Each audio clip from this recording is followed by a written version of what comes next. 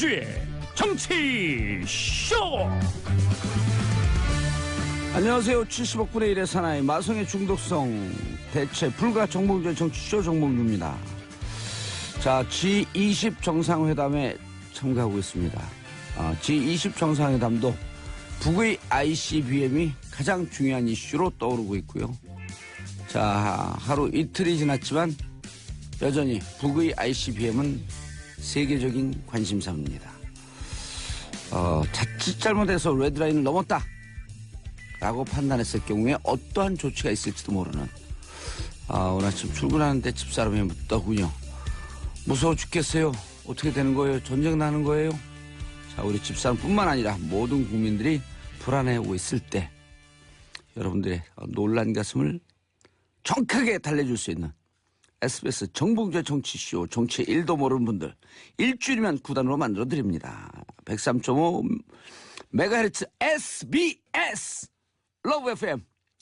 돈 줘도 구속되지 않는 분들, 합법적으로 돈 주는 분들 스폰서 광고 듣고 오겠습니다. 정봉주의 정치쇼 1부 들어가겠습니다. 자, 이번 주 삼국시대를 대표하는 세 분의 변호사가 나오셨습니다.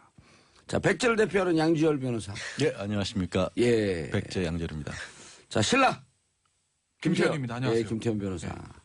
자, 오늘 원래 고구려를 대표하는 변호사 이름이 있었죠? 뭐 있었죠?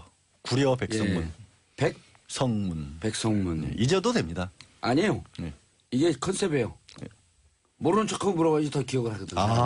그렇군요. 예, 알겠습니다. 자, 백성문 변호사를 대신해서 이번에 고구려에서 미인계로 나왔어요. 그럼 구려 손정입니까? 좀 구려요. 네. 고구려 손정혜 변호사님 네, 자리하셨습니다. 안녕하세요. 예. 오랜만에 뵙습니다. 그건 중요하지 않고요. 자, 그런데 이번 주에 이번 주서부터 다음 주까지 2주 동안 중요한 우리 밥그릇과 관련되어 있는 중요한 일이 있습니다. 뭐가 있죠? 예. 소개해 주세요. 모의고사 청취율 조사. 청취율 조사 기간. 예, 모의고사 청취율이 뭐예요? 그냥 자기가 공부 잘한다고 시험 얘기만 해. 시험 얘기만 하면 저 아직도 떨려요. 예. 문무일 총장을 낸 자랑스러운 고구려대. 진짜 고구려대네 거기도. 고려대예요. 고구려대가 고려대. 아니라. 심각한 말씀을 하세요. 이거 굉장히. 고려대. 예. 죄송합니다. 고구려대가 아닙니다. 예. 자, 청취율 조사 어떻게 하죠? 김태현 변호사님. 잘해야죠. 예. 아니, 질문이 자, 어떻게 나와요? 연습을 저희가 한번 해보겠습니다. 예. 잘하셔야 됩니다, 이거. 잘해야, 잘 나와야 스폰서도 많이 붙고. 스폰서. 예. 잘 안 나오면 정치쇼를 못 들을 수도 있습니다. 예, 그렇게 협박하지 마시고요. 그러니까 잘하셔야 돼요, 이거. 예. 자, 제가 이제 문제 들어갑니다. 제가 이제 무슨 역할을 하는 거냐면요. 청취율 조사 기관에서 전화가 갈 거예요. 전화면접 조사. 예. 자, 따르르 제가 그거에 내가 효과음을 할게요. 예. 띵, 예. 띵, 예. 띵, 타카다 그럼 받아야죠. 여보세요? 예, 청취율 조사 기관인데요. 예, 안녕하세요. 예, 몇 가지 질문 좀 드릴게요. 네네네. 혹시 어제 라디오 들으셨어요? 그럼요. 여기서 그러면서 이렇게 해야 됩니다. 그럼 어제 10분 이상 청취한 라디오 프로그램 있으세요? 당연히 있죠. 방송사 어디죠? SBS. 예, SBS요. 예. 예. 스포츠 이러면 안 됩니다. 절대 안 됩니다. 정확하게 스포츠는 될것 같은데. SBS. 아니요, 안 돼. SBS. SBS. 유사 SBS. 방송국 나가면 안 됩니다. S 본부 이런 거 안 돼요. 예. SBS. 쉽습니다. 예. 알파벳 2개면 돼요. 그럼 알파벳 프로그램 3개. 똑같은 오케이. 거니까. 오케이. 프로그램 그럼 진행자 이름은 뭐죠? 정봉주. 잘하셔야 됩니다. 그래서 예. 정봉주야지 뭐. 예. 봉도사. 틀린 예를 들면 안 돼요? 그만 기억나. 틀린 예를 들면 안 돼요. 내가 이명박 아바타입니까? 그 아바타 기억나죠? 그렇죠. 틀린 거 하면 안 돼. 정봉주. 네. 그럼 프로그램 이름은 뭐죠? 정치쇼. 정치쇼. 정봉주의 정치쇼. 자, 사장님 듣고 계시죠? 이분들 오늘 출연료 인상 곱하기 2 더블 쏜다! 아이고, 감사합니다. 다시 한번 SBS 정봉주 정치쇼. 요 세 단어입니다. 예, 예. 공부 이래서 공부도 잘했구나. 정말야. 오랜만에 예스복스 시험 보니까 떨려요. 예, 방송생활 참 4년 만에 참 이런 건 또 처음이네요, 제가. 예. 처음 해봤죠? 처음 해봤어요. 예, 좋아요. 이런 거 근데 서로 돕고 사는 거예요. 네, 그런 거죠, 뭐. 자, 부패한 공직자는 국가 국민 조직의 적이다. 법조계 문밀 검찰총장 지명자가 이런 얘기를 했어요. 네. 어떻게 보셨어요? 아니 일단 그분이 지금 하셔야 될 일 자체가 예. 검찰 개혁의 어떤 선봉은 같이 맡으셔야 되죠. 이제 예. 법무부 장관이 새로 임명이 되실 거고 조국 민정수석이 있고 검찰 내부에서 맡을 검찰 수뇌부 총장으로 후보가 되셨지 않습니까? 예. 그러니까 이제 기자들이 검찰 개혁 어떻게 할 거냐라고 했었을 때 일성이 이런 식으로 답을 하신 거예요. 내부에 정말 검찰의 적이다. 예. 왜냐하면 뭐 이런 우려들을 많이 하잖아요. 검찰을 개혁한다고 하면 가장 먼저 검찰 내에서 반발이 있을 텐데 그 부분을 어떻게 극복을 하실 겁니까? 라고 하셨을 때 단연코 이거는 우리에게도 적이다라는 식의 표현을 하신 거죠. 그만큼 강력하게 협조를 하겠다는 의지로 봐야죠. 그런데 자 문무일 그 부산 고검장이죠. 출신은 광주고 간단하게 어떤 사건을 주로 했었는지 소개 좀 해주시죠. 훌륭한 사건 많이 했어요. 예. 그러니까 원래 이제 유명해진 건 예전에 지존파 사건을 하셨다고 해요. 초임 검사 때. 예. 그러니까 지존파 사건을 직접 수사했다기보다는 그게 그냥 살인 사건이 아니라 교통사고로 묻힐 수 있는 거를 이거 이상한데? 그래가지고 살인 사건인 것 같은데 하고 수사를 다시 했다는 그때 거예요. 형사부에 있었네요. 형사부에 있을 때 남원에 계실 때. 근데 처음에 교통사고인 줄 알았다는 누구나 경찰에서 그렇게 올라온 거예요. 근데 이분이 하다가 야 이상해. 야 교통사고인데 차도 별로 파손도 안 돼 있고 운전하는 사람이 신발을 안 신고 있네? 신발 안 신고 운전해서 교통사고 나는 사람이 어딨어? 이거 살인사건이야. 이렇게 수사를 한 거예요. 그런데 알고 봤더니 그때 그 교통사고로 죽었던 그 사람이 지존파 사건의 피해자 중에 하나였던 거예요. 네, 그렇게 됐다는 거예요. 죽여서 교통사고로 그렇죠. 위장을 한 거죠, 위장해서 위조파들이. 추락사를 네. 한 사건이 교통사고로 네. 접수가 됐는데 이제 이 사람이 기본적인 성향이 굉장히 꼼꼼하다는 거죠. 철두철미하고 그래서 살인의 단서를 잡고 추가 수사를 이제 넓혀가는데 그것이 어떤 그 검찰 내부에서는 수사는 이렇게 해야 된다. 사실 경찰이 그 교통사고로 올렸는데 다시 교통사고를 다시 보는 거는 사실 꼼꼼한 성격이 아니면 어려운 부분이 의심이 있거든요. 많고. 네, 그런 부분들에 있어서 이제 좀 수사를 잘한다, 내부 예. 신망도 두텁다 이런 얘기들이 있는 거고요. 말씀하신 것처럼 사실은 수사를 잘하니까 당대의 중요 사건들을 굉장히 경험한 전력들이 되게 많은 거죠. 그러니까 정권을 넘나들면서 뭐 예를 들면 변희양군 신정화 사건, 그리고 우리 뭐 직전을 따지면은 우리 성완종 사건, 뭐 이런 것들 많이 하다 보니까 뭐 예. 노무현 대통령 최측근 사건 이런 것들 이제 특수통으로 알려지면서 굵직굵직한 사건을 많이 해봤고 뭐 효성 비자금 사건이라든가 이런 어떤 대기업 수사, 부패 관련된 수사 이런 것들도 많이 한 전력이 있기 때문에 그런 그 높은 경험, 전문성 이런 것들을 좀 높게 보지 않았나 해요. 어떻게 그렇게 잘하세요, 근데? 문무일 사실은 누가 검찰총장이 되는지 되게 궁금했어요. 사실 저는 4명 올라온 중에 우리는 예측하고 찍었거든요. 누구 찍으셨어요? 문무일 찍었어요. 아 진짜? 예. 저는 조희진 검사장이 했으면 좋겠다라는 바람도 있었는데 어찌됐든 강원 검찰 출신. 내부의 어떤 그 조직을 좀 결속시키고 반발을 좀 줄이는 인사를 해야겠다라는 그 문정부의 어떤 인사 코드도 읽히고 적절했다고 보입니다. 호남 출신이고 앞으로 또 검찰개혁 TF를 했다는 전력들이 예. 개혁의 이해도가 높다는 거거든요. 네, 그게 이제 중요시 됐던 것 같아요. 김태현 변호사님, 네. 인터셉트 당해서 주정까지 밀려날 뻔했어요. 나가려고 그랬어. 자, 그런데 네. 자, 이제 보통 지역 안배 이런 부담이 있거든요. 그래서 맞아요. 법무부 장관도 호남, 여기 광주일고 출신이거든요, 문무일. 제가 잘 알아요, 개인적으로. 그러시겠죠. 예. BBK 기획입구 수사했던 그렇죠. 분이거든요. 네. 그건 제가 할 얘기가 많습니다. 제가 입 벌리면 입 열면 열어 닫히는데 입 안 열고 있어요. 오늘 그거로다 그냥 한번. 싫어요. 청취 프로로 자, 그런데 네. 광주 호남 이게 좀 부담스럽지 않았을까 하고 하는 이유 때문에 그렇죠. 소병철 그 양반도 또 순천 아니야. 광주죠, 거기죠. 예. 호남이죠. 조이지는 강원. 네. 그래서 저도 4명 중에 찍어놔서 저는 제일 먼저 제낀 분이 문무일 후보였어요. 아니, 그랬어요? 능력이 없다는 게 아니라 능력이야 뭐 당연히 총장하고도 남죠. 예. 총장이나 법무부 장관 총리 돼도 되는데. 그런데 그 부분이었죠. 예. 그래서 저는 이제 조희진 검사장 왜냐면 문재인 대통령 원래 워낙 열심히 하세요. 최초 이런 거 좋아하시니까 예. 문재인 대통령이 여성. 최초 여성 워낙 좋아하시니까 의정부지검장이죠. 예, 뭐 조희진 검사장 가지 않을까 생각을 했었고 문무일 후보자는 당다는 게 아니라 호남이기 때문에 안 하지 않겠느냐라고 예. 했는데 제 오판이었죠. 이런 생각을 하는 거예요. 저는 제 법무부 장관이랑 검찰총장 같이 있는 지역에 놓은 게 예전에 천정배 장관, 김종빈 총장, 호남 라인, 예. 노무현 대통령 그 이후로 12년면 처음이거든요. 그 전에도 별로 없었어요. 왜냐하면 사정기관장을 다 양쪽 갈라주니까요, 지역을. 그래서 제가 호남은 안 하지 않을까라고 했는데 했습니다, 대통령이. 예. 두 가지일 거예요. 뭐 문무일 후보자 능력 있다, 그건 뭐 당연한 거고 정치적인 코드만 말씀을 드리면 두 가지예요. 하나는 박상기 후보자가요, 만약에 검찰 출신이었으면 안 했을 수도 있어요. 교수 출신입니다. 지역색이 얕을 수밖에 없어요. 검사들은 승진하면서 알게 모르게 지역 때문에 특혜도 받을 수도 있고 차별을 받을 수도 있고 역차별 받을 수도 있고 지역색이 씌워질 수밖에 없는데 교수는 약하거든요. 그러니까 박상기 후보자가 교수기 때문에 호남색이 옅어요. 그게 예. 하나 있는 것이고 또 하나는 저는 이걸 어떻게 보냐면 문재인 대통령의 인사를 흐르는 코드 호남을 중시하겠다. 왜? 문재인 대통령과 참모들은 아는 겁니다. 과거 정권들을 봐왔죠. 집권 세력이 언제부터 힘이 빠지기 시작하느냐. 집권 세력이 분열입니다. YS는 JP가 나면서 어려워졌고요.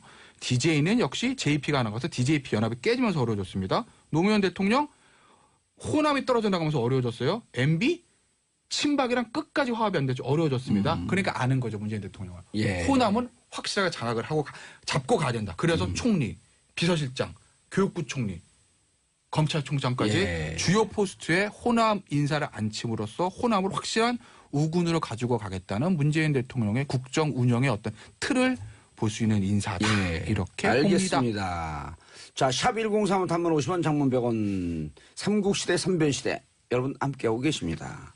윤영희님 김병한테 가해받으면 성적 팍팍 오를 것 같아요. 행복은 성적순이 아니에요. 이분들 성적에 능한 사람이거든. 전격 꼴찌한 저도 여기까지 살아남았습니다. 돈 워리 비봉주. 예, 5883. 증언할 거 있어요. 예. 오늘 안 나온 백성문 변호사. 예. 예, 막내 동생. 예. 저희 수제자. 그래요? 다음 주에 과연? 그걸 과야지 자랑이라고 그런 거. 과야지 않고요. 전격 꼴찌해도요. 세상 행복하게 살 수 있어요. 자, 여기 모두 개그맨 분들인가요? 3변 너무 웃겨요. 크크크. 자, 8009님, 여성 변호사님, 장나라 목소리가 닮았어요. 귀여우세요. 여기 계신 분이 조금 더 나이가 위기 때문에요. 장나라가 손정혜 변호사님의 목소리를 닮았습니다. 저기 아니면? 잠깐. 제가 제 알기로 사랑이에요. 손 네. 변호사님이 더 어려요? 아니. 오. 장나라 씨 몇 살이시죠? 그건 묻지 네, 마세요. 우리 그런 나이 따지지 예, 말고 그냥 그러면 귀여운 걸로. 제가 다 알아요. 예, 제가 다 아니까. 자, 그런데 제가 궁금한 건, 자, 이명박 대통령 시절까지 잘 나가다가 박근혜 정부 시절에 살짝 외곽을 놀았어요. 그리고 특수통이라고 하는데 이제 두 개의 사건을 우리가 좀 짚고 넘어가야 되는데 첫 번째, 2008년 BBK 기획 있고 김경준. 네. 그 부분에 대해서도 양쪽 다 무혐의를 했어요. 네. 결과는 어찌 보면 정상이에요. 네. 그런데 그때 미처 짚지 못한 게 홍준표가 홍준표 전 지금 현재 대표가 흔들던 그 편지의 진위 여부예요. 이게 네.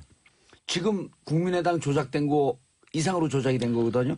자, 그걸 타치 안 한 거. 예. 두 번째 이번에 성완종 친박들 다 빼고 이완구 이완구 전 총리와 총리와 저 홍준표 현재 두 명만 자유한국당 기소한 대표만 거. 기소한 이거 거. 분석해 주세요. 첫 번째 BBK 같은 경우에는 예. 사실은 이제 그 당시에 지금의 이제 여기 친문무일파일 것 같기 때문에 저쪽에다 질문한 거예요. 얼마나 한번 비판적으로 보는지. 비판을 안 하려고 그러는데 왜? 그래요? 비판적까지 많았었거든요, 사실. 예, 근데 비판적인 의견도 많은데 사실 내용이 뭐였냐면 그때 당시에 야권에서 예. 이명박 어떻게 보면 당시 후보를 공격하기 위해서 김경준 씨를 일부러 기획입구를 시켰다라는 예. 부분을 수사를 하라고 맡긴 거였어요. 그런데 어떻게 종결을 해버렸냐면 내사를 해보니까 접촉을 한 건 맞는데 일부러 김경준 씨를 불러온 게 민주당 측이 아니었다라는 식으로 끝냈습니다. 그렇기 때문에 이건 어떻게 보면 사실은 그 당시 수사를 맡았던 건 이명박 당시 후보가 대통령으로 당선이 된 이후였거든요. 원래 정권의 비위를 맞추려면 그거를 야당을 쳤어야 되는데. 야당을 쳤어야죠. 아하. 이게 이명박 대통령을 공격하기 위해서 일부러 만들어낸 거다라는 식으로 해서 뭐 야당 의원들을 구속을 시킨다거나 수사를 했었어야 되는데 수사를 들어가질 않았어요. 내사 종결이라고 해서 아예 정식 수사에 들어가기 전에 이건 수사할 가치가 없습니다 하고 털어버린 겁니다.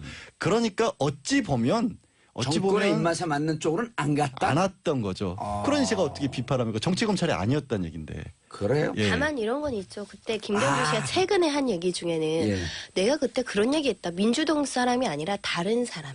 박근혜 캠프에서 예. 이런 얘기를 했었죠. 이런 부분에 대해서는 더 한번 찾아봐야 되고. 근데 그렇게까지 네. 얘기를 하면 어떤 얘기냐면 지금 그거를 현직 대통령이 당선이 된 이후에 나에게 내려온 수사 지휘는 민주당 측을 공격하라는 거지만 알고 보니까 그게 아니라 오히려 이명박 대통령 측에 문제가 있는 게 아니냐는 쪽까지 파고들었어야 된다는 얘기인데 예. 그것까지 기대하기 너무 심하잖아요. 그런데 저는 손정혜 변호사의 비판에 또 비판적인 게 예. 그때 당시에 김경준 씨 그렇게 정확하게 얘기하지 않았어요. 양쪽에 줄을 대놓고 줄을 저울질하면서 장난을 치고 있을 때. 그러니까 지금 트윗에 날린 것과 그때 당시 상황과 많이 틀려요. 그러면 예. 우리가 사실 문무일 검사장이 오면서 그럼 BBK 다시 수사 가능하냐? 다시 예. 들여다볼 가치가 있느냐? 그건 어떻게 생각하세요? 그건 아직 아무도 묻지 않았고 네. 김경주 씨가 트윗에 날린 건 이거거든요.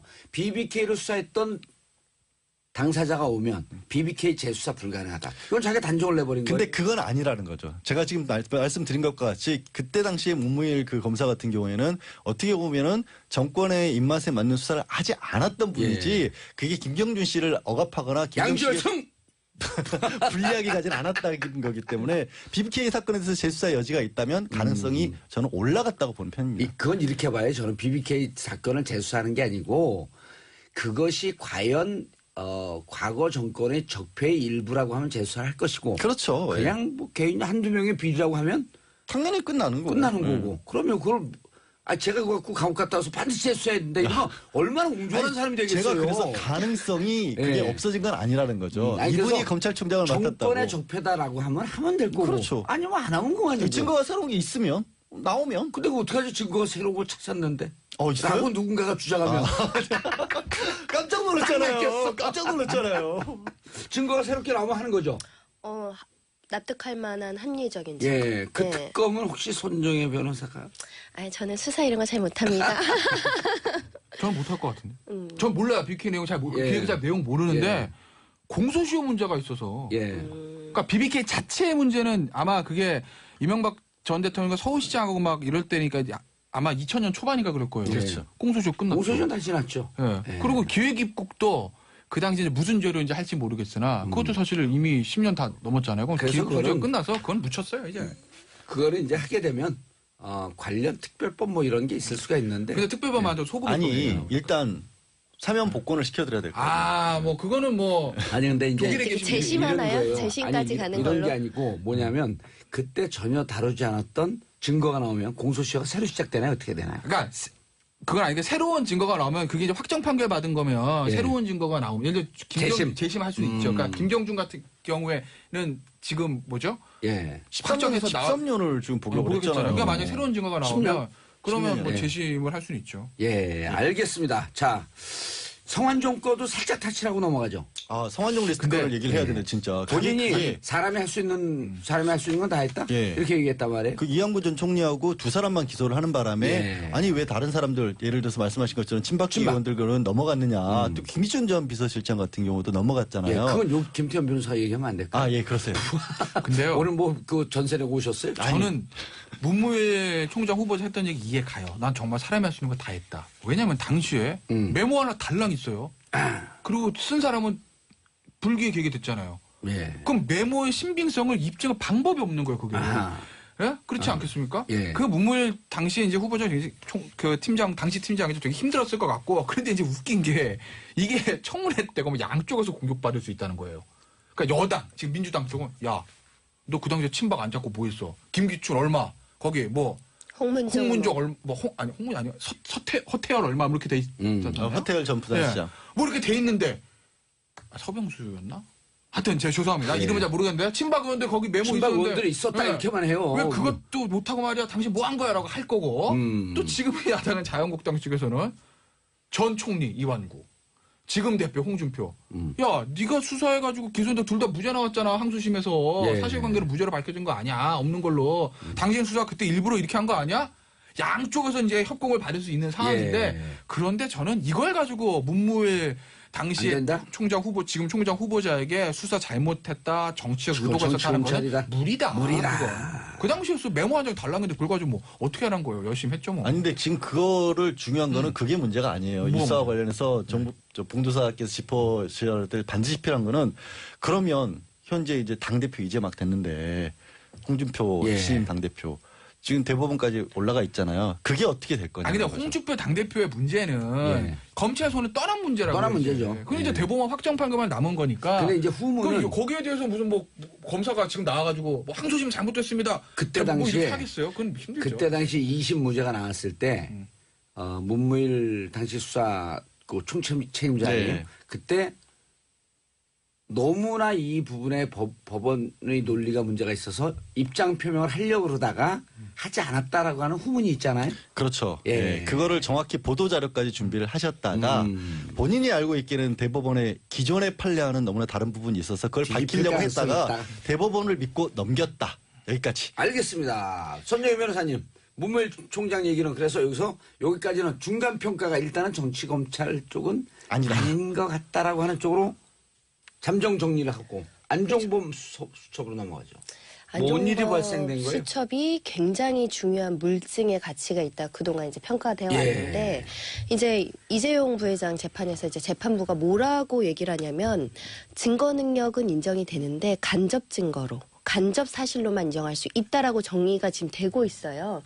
이게 어떤 그 얘기냐면 직접 증거로서만이 있어야지만 사실은 뇌물이나 부정한 청탁이나 이런 존재를 입증하기 굉장히 수월한 것인데 이게 단순한 간접 정황 정도로만 평가됐을 때는 이 뇌물죄의 핵심적인 부분, 부정한 청탁, 뇌물의 대가성 이거를 검찰이 입증하기가 조금 더 어려워진 상황이다. 라고 보실 수 있고요. 원래 이 그 전문 증거라고 해서 이 쓴 거 있잖아요. 남의 얘기를 물어서 쓴 메모지 같은 경우는 그 내용을 그 대화 사람들이 나와가지고 사실은 인정을 해줘야 증거 능력이 확실히 부여돼요. 근데 그런 상황이 될 수 없다 보니까 법원은 그냥 증거 능력은 인정하되 간접 증거로만 볼 수 있겠다. 이렇게 넘어간 것으로 보이는데 앞으로 그 삼성 재판이나 박근혜 대통령 그 재판이 어떻게 이루어질지 흥미진진합니다. 흥미진진한 사람들에게 어떻게 될 거라고 얘기를 해주라고 그러니까 모셨더니 흥미진진합니다. 네.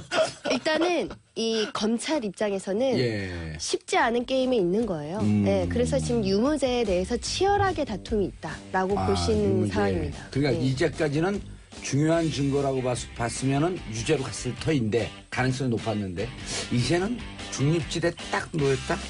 그러니까 이런 거야. 직접 사실과 간접 사실은 굉장히 법률적으로 다른 사실, 그 다른 평가를 할 수 있는데 그러니까 이 증거에 대해서 높게 평가하지 않는 구조로 지금 재판이 가고 있다라고 보시면 됩니다. 알겠습니다. 중요한 내용은 2부에서 계속 이어지도록 하겠습니다. 광고 듣고 채널 고정! 정봉재 정치쇼 2부 들어가겠습니다. 세 분의 삼국시대를 대표하는 변호사. 변호사 삼국시대. 재밌어 이거. 이름을 내가 만들면 재밌어. 예. 근데 이분들 이름이 다 어디 갔어 금방? 우리 이름도 누구 모르시는 이름이요? 거예요? 그냥 신라비 백제 고구려라고 부르세요. 신라백제 고구려? 고구려? 예. 양지열 변호사님, 김태현 변호사님, 손정혜 변호사님 함께하고 계십니다. 어느 나라를 대표하는 일을 제가 그걸 다 기억하고 있으면 변호사하고 있죠. 근데 왜 그렇게 기억력이 안 좋지? 술 많이 드셔서 그래요. 술 안 먹어요. 술 먹으면 해마가 줄어든다고 기사가 나오더라고요. 그래요? 해마가 뭔지 모르니까 걱정하네. 자, 안종범 전 수석 얘기하다가 말았죠. 사실 이게 뇌물죄를 입증하려면 이 대가관계랑 청탁을 입증해야 그렇죠. 되는데 만약에 청탁이 있었다면 박 전 대통령이랑 이재용 부회장이 독대 자리에서 이루어지는 거잖아요. 증인이 없습니다. 증거가 없어요. 그래서 그때 가장 중요한 증거로 떠오른 게 수첩의 기재 내용. 여기에 삼성 관련 현안이 적혀 있고 관련된 내용이 적혀 있고 그러면 이것이 대가관계나 청탁이 어떤 묵시적 청탁 적어도 이것까지 인정할 수 있는 거 아니냐. 그게 이제 검찰 측의 주장이고 삼성은 이 수첩은 직접 증거로 쓸 수 없다. 혹시 안종범 수석에게 증인 나왔을 때 직접 물어보는 겁니다. 끼워 넣어줄 수 있는 구조 아니냐. 나중에 거기에 덧붙여질 수 있는 거 아니냐. 얼마든지 조작 가능성이 있다. 근데 안종범 수석은 그거는 부인했어요. 그 더 이상 끼워 넣거나 박 전 대통령이 얘기하지 않은 것을 자기가 임의로 조작한 건 전혀 없다. 내가 그때 들었던 걸 그대로 기재한 게 맞고 박 전 대통령이 말이 너무 빨라서 내가 그거를 받아 적는데도 시간이 부족해서 뭔가 내가 그것을 내 생각을 입힌 적은 없다. 이거는 또 사실은 그 검찰 측에는 유리한 증언인 거고요. 이런 여러 가지 정황들을 고려해서 재판부가 최종적으로 판단을 해야 되는데 다른 어떤 유력한 유죄를 입증할 만한 증거가 있느냐. 이게 이제 유무죄 판단의 가장 중요한 그 핵심 쟁점. 근데 안종범 전 수석 증언을 제가 하나 더 붙였는데 그렇게 얘기를 했는데 거기서 뭐라고 그러냐면 근데요. 박 전 대통령이 저한테 삼성 국민연금 움직여서 삼성 합병 도와줘라고 말한 적은 없는데요. 이렇게 얘기를 해버리거든요. 왜냐하면 그 수첩이 문장이 아니에요. 그러니까 수첩이 예를 들어서 대본처럼 박 땡땡 이재용이 부탁하니 국민연금에 전화해서 신경 써주세요. 뭐 이렇게 얘기했다는 완전한 문장으로 예. 이재용이 이렇게 얘기해서 박이 이렇게 얘기했다고 한다. 이렇게 썼으면은 있을 텐데 뭐 말이 좀 될 텐데 이게 단어에 나열이란 말이에요, 사실. 핵심 키워드. 그러니까 그 연결고리가 완벽한 문장으로 되지 않으니 예. 특검이 보는 시각에서는 야 이런 국민연금 이런 단어 있으면 국민연금 단어가 있으니까 야 국민연금 단어 있으면 그거 국민연금 움직여서 하라는 소리 아니야라고 얘기를 할 건데 변호인 측에서 보면 의심스러우면 피고인의 이익 아니냐? 거기 어디 국민연금의 합병 움직이라고 지시하라고 돼 있니? 국민연금 단어만 있잖아. 그건 대통령 입장에서 보면 지금 국민연금이 어디 찬성할 거니까 할게 온 경제신문을 도배하고 이슈니까 충분히 그렇게 사회적 현안에 대해서 얘기할 수 있는 거 아니야? 이렇게 얘기를 하는 거죠. 아리까리합니다. 근데 기본적으로 형사소송법 원칙이 아리까리하면 피고인이 이익을 하게 돼 있는 거라는 거예요. 그렇기 때문에 지금 이 증거 판단 이런 쪽에서 삼성 측이 조금 유리한 입장을 가진 거죠. 예, 양절 변호사님. 그런데 문제는 이런 거예요. 자, 이 재판 이 과정만 보면 너무 맞아요. 네. 그리고 안종범 수석한테, 이재용 부회장은 안종범 수석의 수첩이 증거 능력이 없다. 그런데 이제 어제 이재용 부회장 측에서 뭐라 하냐면 추가로 당신이 내용을 넣었을 수도 있지 않냐. 그러니까 아까 얘기했던 말이 너무 빨라서 내 생각을 넣을 수 없다 하면서 이 증거를 안종범 전 수석이 인정을 한 거거든요. 그러니까요. 그런데 이제 질문이에요, 이게. 예. 문제는 뭐냐면, 자, 이렇게 정확하게 얘기를 들으면 양측의 주장이 다 맞는 것 같은데, 국민들이 이렇게 생각하는 거예요. 야, 이거 78억 줬어? 우리 일반인들이 7,800만 원 이거 줘봐. 네. 그걸 이렇게 재판해갖고 니가 다 무죄 줄 거야? 그러니까. 일반 국민들은 이러면은 5년, 10년을 때리면서, 이게 무슨 이게 무슨 재판이야라고 이렇게 항의성 불만이 있는 거예요. 이 부분을 어떻게 설명할 거냐는 거예요. 그러다 보니까 이제 진짜 글자 그대로 유전 무죄, 무전 유죄라는 얘기를 또 할 수밖에 그런 얘기 없는 듣기 상황이 싫어요. 감옥에도 가면 돼버리는 벽에 거고. 다 써 있어요. 듣기 싫어요, 그런 거. 이게 공식처럼 모든 거를 하나를 다 커다란 어떤 증거가 커다란 사건이 있으면 그 사건을 바라볼 때는 이게 좀 다른 기준을 적용을 해야 될 텐데 말씀하신 것처럼 똑같이 김태현 변호사 얘기한 것처럼 모든 어떤 법리를 갖다가 그래서 수학 공식처럼 갖다 맞추는 거예요. 그럼 이 수학 공식이 들어맞냐 안 들어맞냐로 들어가다 보니까 더 큰 사건일수록 더 엄격하게 따지다 보니까 이게 국민들이 바라본 시간에 달라요. 말씀하신 것처럼 78억은 실제로 건너갔고 예. 계약서는 왜 200억이, 건너간지도 모르고. 200억이 넘어가게 건너가 주기로 했었고 예. 받은 거는 딱 최순실밖에 없는데도 불구하고 하나하나 따져서 그럼 왜 건너갔는지를 입증을 해라고 들어가면 증거가 당연히 없죠. 뇌물인데. 그럼 두 사람밖에 지금도 문제가 된 게 왜 증거 능력을 없다고 했냐면 그 두 사람이 25일 날 만나는 자리에는 안종범 수석이 들어가질 않았고 전 수석이 들어가질 않았고 27일 날 두 사람 독대 끝난 다음에 박 전 대통령 얘기를 전해들은 거거든요. 그러니까 그 자리에 있지도 않은 사람이 쓴 거니까 그 내용을 그 단어만 가지고는 우리 인정할 수 없다라고 봐버린 거예요, 법원에서. 그러니까 그게 국민 감정에 안 맞는 부분이 명확하게 있고 결국에는 이거 근데 수천만 낳고 따지는 건 아니고요. 말씀하신 그 부분 있잖아요. 그러면 이게 왜 70억으로 왜 건너갔냐 이런 부분들. 그다음에 안종범 전 수석이 어쨌든 국민연금과 관련된 부분들에 행동한 게 있단 말이에요. 그런 걸 다 같이 엮어야죠. 이 수천만 갖고 결정하는 건 아니에요. 다만 결정적 증거에서 간접적 증거로 자리가 좀 떨어졌죠. 예. 스모킹 건이라 격화됐다. 스모킹 건이라 그랬는데 연기만 올라가고 총알이 안 나가 버렸어요.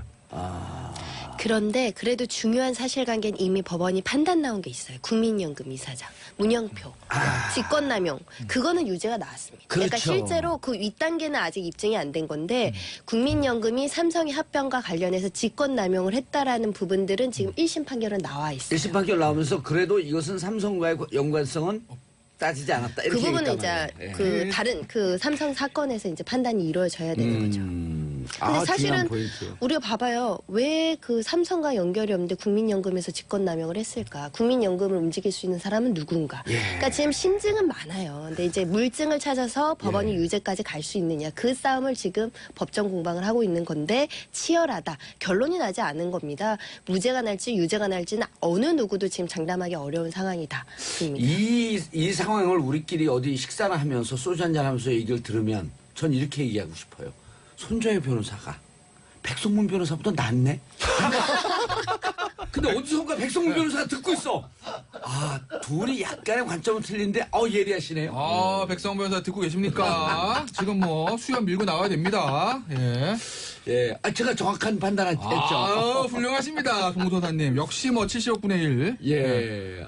그러면, 예. 자, 이제 예. 추적을 해갖고 들어가죠. 예. 저를 또 시험 대고 이게- 계시나요? 아니, 이게 어쨌든 예.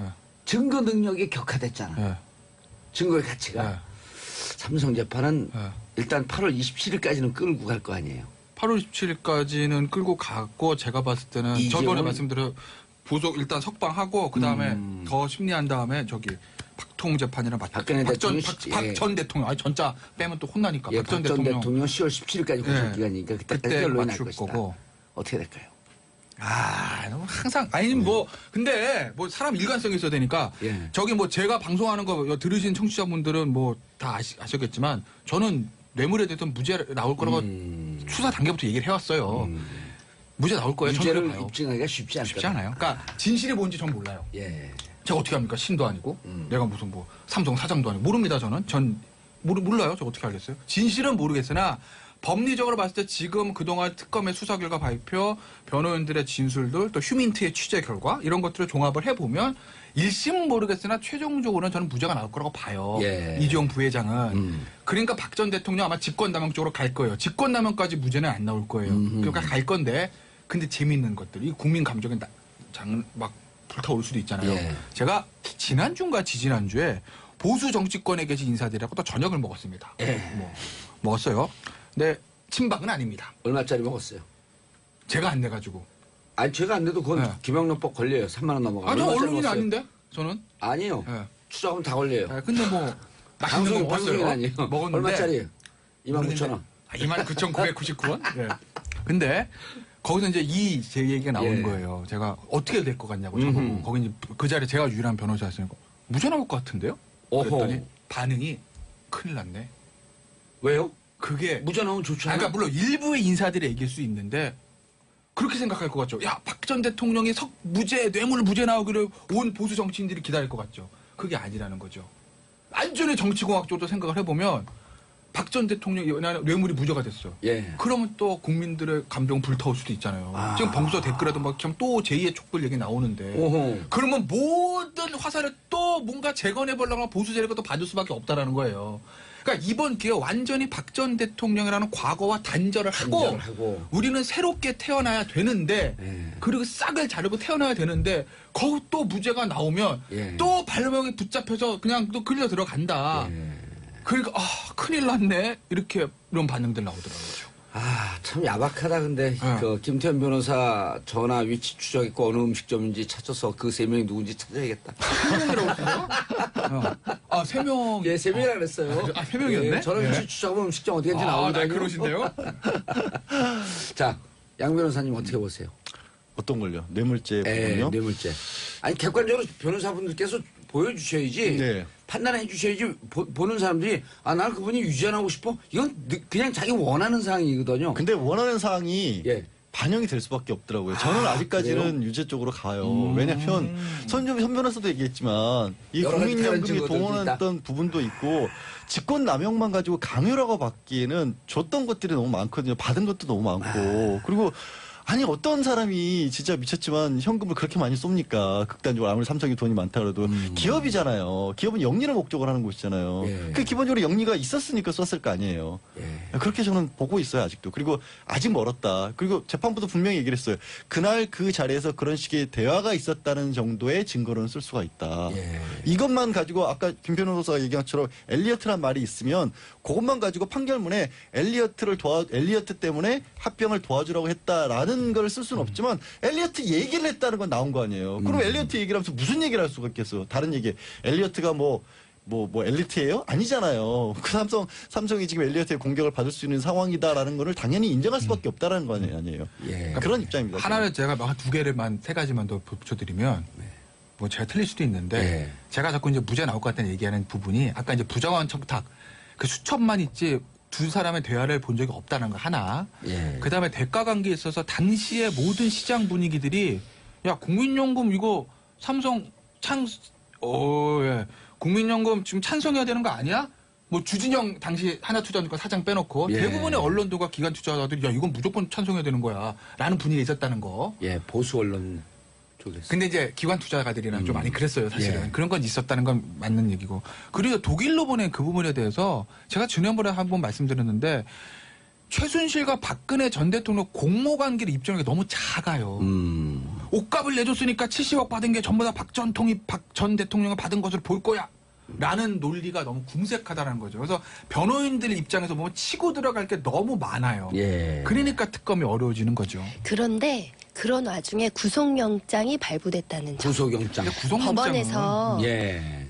사실은 그 전직 대통령 그리고 삼성의 이재용 구속영장 발부할 때 허투루 하지 않습니다. 그러니까 최소한의 근거는 있을 수 있어요. 우리가 모르는 근거를 가지고 구속영장을 발부했다는 점에서 또 기본적인 입증은 하고 특검이 기소하지 않았을까라는 기대를 하는 거죠. 일단 구속영장 발부하면 이것은 뭐 유죄다라고는 하지 않지만 어쨌든 6분 응선, 7분 응선. 구속 사유를 소명할 만큼의 범죄 사실을 소명했다는 점은 지금은 갖고 있는 거죠. 그렇죠. 이제 그 소명의 정도가 형사재판에서 입증까지 가야 되는 거예요. 그걸 이제 특검이 잘해야 되는 거고 예. 그 가운데를 딱 끊는 게 변호인들이 무적 변호인들 그걸 끊어버리면 그냥 뭐 증거 부족으로 무죄가 나올 수도 있는 건데 이게 지금 뭐 팽팽하게 대결하고 있으니까 우리가 기록을 열어보지 않는 상황에서는 예측은 어렵지만 어찌됐든 손 쉬운 변호사님 싸움은 보시기에. 아니다. 저는 사실은 1심에서 유죄 나올 것이라고 생각이 돼요. 왜냐하면 1심에서? 우리가 사실 판결이고 사실관계를 확정하고 증거 가치를 판단하는 여러 가지 중에 그래도 그 당시의 경험칙 예. 사회 통념 이런 게 있거든요. 사실은 그 아까 말씀하신 것처럼 엘리어트, 그러니까 직접적인 청탁을 검찰에서 입증하지 못할 수는 있지만 적어도 묵시적인 의사합치, 묵시적인 청탁은 경험칙상 인정할 수 있다는 거죠. 왜 이런 단어가 튀어나와야 되는 거냐? 그 현안에 대해서 적어도 묵시적인 의사교류는 있어야 된다라는 게 이제 그 법원의 아주 중요한 그 자료로 삼지 않을까. 손정혜 변호사님 말씀하시는데 왜 자꾸 백성문 변호사가 떠오르시죠? 아니 손 변호사님에 대한 심각한 명예훼손이십니다. 왜요? 네? 아니 말투가 두 분이 예. 조곤조곤하고 그쪽은 왁왁거리는데 예. 느낌이 비슷하다 이런 얘기예요. 저희 같은 사무실인 거 아시죠? 아 그래요? 옆방에 있어서 그렇죠. 닮아가요. 느낌이 비슷해요. 촉이 확실히 예. 대단하시죠. 자, 뭔가 이제 권력 구조의 변동이 생길 것 샵 같습니다. 1035 단문 50원 장문 100원 이럴 땐 다른 거로 치고 나가야 돼요. 샵 1035 단문 50원 장문 100원 여러분들의 문자는 변호사도 춤추게 한다. 하루라도 문자를 보내지 않으면 손에 가시가 돋는다. 이정민님, 양절 변호사님 얼마 전에 딸이랑 중식당에서 같이 밥 먹는 거 봤어요. 딸 바보 표정을 봤네요. 평소와 다른 모습 좋아요. 자, 중식당이라고 표현했으면 이미 여기는 가격대가 좀 있는데요. 중국집에서 봤어요 하면 우리 동네 중국집이었고. 이제 그런 거. 아 근데 진짜 걸렸죠. 진짜 바보 같은 표정이었을 텐데 예, 제가 딱 걸렸죠. 완전 바보 중식당, 되는데. 고급 식당이었죠. 아니 백화점 식당 가요. 그럼 고급이에요. 아, 예, 알겠습니다. 예. 예. 자, 9944님, 김변의 시원한 목소리, 양변의 차분한 목소리, 손변의 조곤조곤한 목소리, 최고의 하모니입니다. 백성문 변호사는 어디 갔냐고. 왜 이렇게 찾으세요, 근데? 아니요. 우리 백성문 변호사 또 괄괄하고 좋잖아요, 성격도. 자, 그런데, 박성엽. 네? 박성엽. 성형 프로자. 조윤선 전 장관 박성엽인가요? 남편 말씀. 예? 아 변호사 말씀. 예. 아, 조 장관 전 예, 조 조윤선 장관의 남편이라는 거죠? 남편. 조 전 장관. 예. 최후 변론이 네. 좀 인상적이었어요. 아니 지켜주지 못해서 미안하다라고 하면서 예, 많이 그 울었다고. 많이 울었다. 그리고 두 사람이 이제 대학 때부터 친했던 사이였고 예. 그때부터 캠퍼스 커플이 돼서 먼저 이제 박 변호사가 사법시험 붙어서 박성엽 변호사가 예. 조윤선 장관 예. 고등학교 시절에 과외 선생님이었어요. 그러니까 그래서 예. 이제 지도를 해줘서 둘 다 법조계 커플이 예. 됐다라고 해서 개인사를 늘어놓는 것까지는 좋았어요. 그래서 예. 뭐 울컥이고 눈물을 보였다고 하는데 저는 뭐 모르겠습니다. 억울하다고 생각할 수도 있지만 거기서 왜 피해자들에 대한 생각은 얘기를 안 했는지 오히려 저는 그게 좀 만 명에 달하는 예. 그 배고픈 문화예술이. 그리고 제가 뭐 이렇게 얘기하면 너무 냉정하게 들릴지 모르지만 그 두 사람은 뭐 얼마만큼의 형벌이 떨어지건 간에 앞으로 경제적으로 어려움을 겪거나 이럴 일은 없는 분들이에요, 최소한. 근데 그 블랙리스트 때문에 가난한 예술인들은 정말로 생계의 어려움을 겪었거든요. 극단적으로. 그리고 하급 공무원들 같은 경우에는 공직에서 밀려나면 조윤선 장관은 어찌됐든 나와서도 변호사 할 수 있어요. 예. 그냥 일반 공무원분들은 거기서 나와서 할 수 있는 일이 없어요. 정말로 진짜 목구멍이 포도청인 분들의 어려움에 관해서는 왜 눈물을 보이지 않았을까. 그랬으면 오히려 법원에서 봤었을 때 더 어떻게 보면은 선처의 가능성이 예. 높아지지 않았을까 싶어요. 제가 봤던 지금 하려고 하는 질문은요. 그게 예. 아니고. 왜 사람을 자꾸 너무 나갔다? 너무 바보를 나갔어요. 만드세요? 자기 소신을 얘기했잖아. 얼마나 좋은 기회였었어요. 그러면. 근데 거기서 아니 왜냐면 중식당 목격담 이후로 제가 멘붕이어가지고 왜 멘붕이었을까요? 여자랑 밥 먹는 거 누가 본 거 아니고 이런 거 멘붕 온 거 아니에요? 뭔 소리 하는 거야 지금. 죄송합니다. 그거 허위사실 유포예요. 아니 뭐 걱정 말고 그냥 예. 딸이랑 뭐 밥 먹는 거 자, 보면 어떻다고? 그런데 뭐라 하냐면 예. 박성현 변호사가 이런 얘기를 해요. 진실을 찾는 것이 아니라 사실에 따라 판단한다는 검찰의 얘기가 이제는 좀 이해가 갑니다. 그 똑같은 워딩은 아닌데 진실과 사실 그러니까 보통 사람들은 그럼 이게 뭔 얘기야 이게 이해를 못 하거든요. 머리가 그분 너무 좋으신 분이기 때문에 제가 따라갈 수가 없네요. 근데 이런 거죠. 아니 제가 네. 왜 그러냐면 과거에 무슨 네. 이제 그 여야가 이렇게 부딪힐 때 검찰한테 이렇게 얘기했어요. 12가지 9가지 의문사항에 대해서 의혹에 대해서 밝혀라. 너네가 이게 정말 죄가 없다고 한다면 그분이 죄가 없다고 한다면 밝혀라 했더니 검찰부터 이렇게 답해요. 그러니까 검찰은 의혹을 해소하는 기관이 아닙니다. 이런 얘기인 거죠. 깜짝 놀랐어요. 그러니까 예를 들어 보겠습니다. 예. 정말 예예요 이거. 예를 들어서 아까 삼성 뇌물 사건으로 돌아가면 제가 진실은 뭐 알 수가 없으나 무죄가 나올 거 이렇게 말씀드리지 않습니까? 예. 진실 예예요. 진실은 뇌물이라고 합시다. 가정 진실은 뇌물이라고 예. 봐요. 야 대통령님 국민연금 움직여 주십시오. 예. 독일로 돈을 보내 뭐 이렇게 해가지고 그리고 이재용도 알고 예. 박근혜 대통령도 예. 아는가 뇌물인지. 자 K재단에 얼마 순실이라고 있어 유라한테 말을 사줘 그렇게 해서 했다고 합시다. 예. 이게 진실이라고 해요. 가정. 근데 지금 드러난 증거를 보니까 수첩도 뭐 그냥 단어밖에 없고 당시에 분위기는 막 국민연금 해줘야 된다 그렇고 뭐 최순실 씨하고 박근혜 전 대통령 관계를 옷감 내준 거밖에 없고 지금 드러난 증거로 입증이 안 돼. 그렇죠? 예. 진실은 모르겠으나 사실로만 판단하면 무죄다. 이거라. 예를 증거에 들면. 근거한 사실관계로 그렇죠. 보면 무죄다. 아니 재판이 뭐 판사가 있는 기록 보고 하는 거지 무슨 예. 신도 아니고 마이너리티 리포트 탐크루즈도 아니고 뭐다 파헤칠 수 있는 건 아니잖아요. 예. 그 얘기를 하는 거죠. 박정엽 변호사도 지금 나와 있는 이 사실관계 판단으로만 봐달라. 이런 것들. 그런 얘기 아닐까요?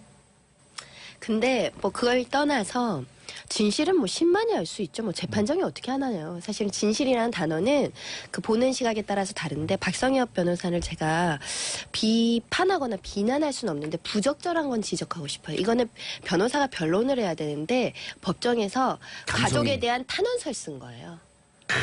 이게 지금 변론이 아니죠. 내가 지켜주지 못해서 미안해는 변호사가 변론하는데 들어갈 수 없는 그냥 표현입니다. 개인적으로 편지를 써야지. 그렇죠. 예스인데 그럼에도 불구하고 워낙에 이제 뭐 남편이라는 특수한 지위가 있으니까 예. 재판부도 허용을 했던 것 같고 듣는 입장에서는 비판하기는 어려운데 통상적인 법정에서는 근데 변호사가 뭐 피고인을 지켜주지 못해서 미안해 눈물이나 뭐 가족 이런 걸 구구절절 얘기하는 거는 이례적이다라는 점은 있어요. 네.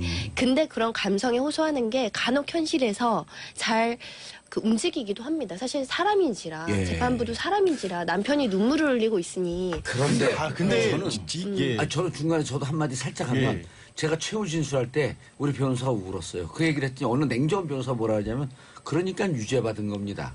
재판장을 울려야지 왜 변호사를 울립니까?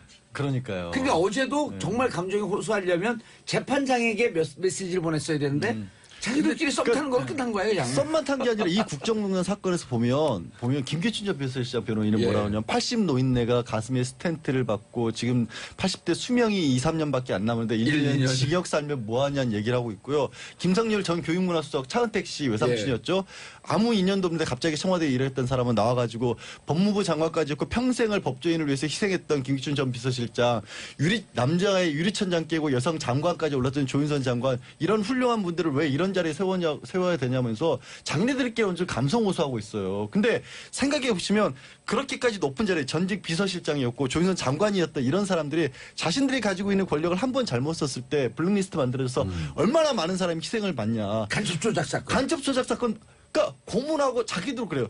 애국이라고 하는 거는 우리도 애국한 거다 우리 나름대로. 근데 방법론에 있어서 잘못됐다는 거죠. 말씀하신 것처럼 그래 누군가를 나라를 지키기 위해서 이 사람들을 간첩으로 봤어. 간첩일 수도 있어. 그러면 고문해가지고 무조건 뭐 때려패서라도 유죄 판결 받게 한 게 잘한 일이에요. 얼마나 많은 일들을 김기춘 전 비서실장이 나라에 해악을 끼쳤어요. 예. 그 생각은 안 하고 왜 그 사람들을 훌륭한 사람이고 높은 사람인데 이렇게 어렵게 만들어라는 얘기를 법정에서 하고 있으니까 손 변호사가 지적한 것처럼 변호사로서의 변론은 적절하지가 안 않다. 맞는 거죠. 이렇게 봐야 될 거예요. 제가 봤을 또 때 열받았네 갑자기. 그러니까요. 최후 오늘 머리 많이 진술이 빠지는 것 같아요. 계속 있을 건데 예. 앞으로 이재용 부회장 빼놓고 최순실 씨, 박 전 대통령 그다음에 줄줄 나오잖아요. 예. 그 사람들의 모든 최후 변론이 아마 이런 스타일로 갈 거예요. 저는 그렇게 봐요. 왜? Why? 솔직히 말씀드려가지고 판사 안 해봐서 모르는데 변호인의 최후 진술이라 검찰에 구형할 때 진술을 주의 깊게 집중해서 듣고 있는 재판장은 몇만 될 것 예, 같아요? 예. 안 듣습니다. 왜? 처음 낸 얘기가 아니에요. 재판과 다 있었던 얘기고 기본적으로 마지막 뭐 논구문이라든지 변론 요지 다 제출하기 때문에 서면 다 있어요. 근데 그걸 뭐 1시간 30분 집중해 듣고 있겠어요. 변호사들 그걸 모를까요? 알아요. 이거 얘기한다고 해서 판결이 바뀌지 않을 거란 아는데 하는 건 언론에 대고 대프레스용으로 하는 거죠. 왜? 국정농단 사건의 이 피고인들이나 변호인들은 기본적으로 이것이 정치적인 성격이고 탄압받고 있다고 생각을 하고 있기 때문에 그래서 우리도 우리 지지층이나 언론을 상대로 감정에 호소하는 걸 하겠다는 거죠. 예. 그런데 박성엽 변호사는 거기다 플러스 어쨌든 남편이니까 부인과 남편 이런 관계를 좀 덧붙인 건데 어쨌든 다른 사람들도 계속 이렇게 갈 거고 이경재 변호사나 유영하 변호사의 최후 진술도 최후 변로도 재판부를 향한 것보다 언론을 향한 최후 변론이 나올 가능성이 높아요. 알겠습니다. 자, 샵 1035 단문 50원 장문 100원. 여러분들께서는 지금 삼국시대를 대표하는 고구려 신라 백제를 대표하는 변호사들과 함께하고 계십니다. 6168님 샵 1035 단문 50원 장문 100원 문자 보내주시고요. 6168님 국정농단 사건은 이러다 용두삼이 아닌교? 8955님 무죄가 나온다면 촛불등 우린 바보가 되는 거 아닌지 진실은 많이 느끼는 것이지 몇 사람이 말장난에 좌지우지 된다는 건 말도 안 됩니다. 8712님 김태현 변호사의 깨알 연기 너무 재밌어요. 문자를 안 할 수가 없네요. 김효윤님 양 변호사님 사이다입니다. 자 근데 아까 이제 쓱 지나간다 어떤 분이 봉도사님 말 끼어들지 마세요. 좀 자제하세요. 이렇게 이거 나왔거든요. 근데 제가 이분에게 묻고 싶어요. 이분들 말 끼어들고 끊지 않으면요. 혼자 1시간 얘기하거든요. 이 방송 어떻게 하라고. 그냥 끼어들어도 이렇게 계속 얘기하는데. 다들 고개 숙인 거 보니까 인정하는 분위기. 네, 그렇죠? 자백합니다. 네. 예. 자, 시간을 좀 안 남았지만 잠깐 너무나 속상한 가슴 아픈 기사가 오자 나갔고 이건 변호사님들도 좀 물어봐야 될 것 같아. 맥도날드를 고소했잖아요. 덜 익은 고기를 먹은 5살 아이 신장이 90%나 손상돼서 그거 TV로 보는데 못 보겠더라고 저는. 신장 투석기 달고 있고. 그러니까 사실은 이게 예. 저도 처음 알았어요. 이런 햄버거병이라고 해가지고 예, 덜 익은 고기를 네, 그 많이 먹은 거죠. 그 옛날에 1982년도에 이런 그 미국에서 햄버거에 의한 집단 발병 사례가 있었다고 합니다. 예. 이렇게 고기 덜 익었을 때 이렇게 발병할 수 있는. 근데 실제로 우리 이 사건이 발생을 했고 뭐 햄버거 먹고 2-3시간 이후부터 복통을 느낀 다음에 그다음부터는 지금 뭐 용혈성 요독 증후군이란 진단을 받았다고 하는데 신장이 90% 가까이 손상돼. 손상됐고. 사실은 4살백이면 얼마나 어립니까? 사실 치료를 감당하기 어려운 아이인데. 그 그림으로 사진으로 이렇게 동영상으로 나오는데 못 보겠더라고요. 그렇습니다. 근데 이게 이제 뭐 10시간씩 복막 투석을 해야 된다고 하니 뭐 가족들은 엄청 고통스러울 겁니다. 예. 근데 이게 이제 지금 뭐 소송 진행 과정 중에 있는데 우리나라 아시다시피 우리 맥도날드가 사실 미국에서 소송건이 굉장히 많았어요. 수십억, 수백억 손해배상 나온 사례들이 좀 있죠. 뭐 예를 들면 뜨거운 커피, 온도 못 맞춰서 커피를 했을 때도 상당한 손해배상이 나왔다는 예. 거죠.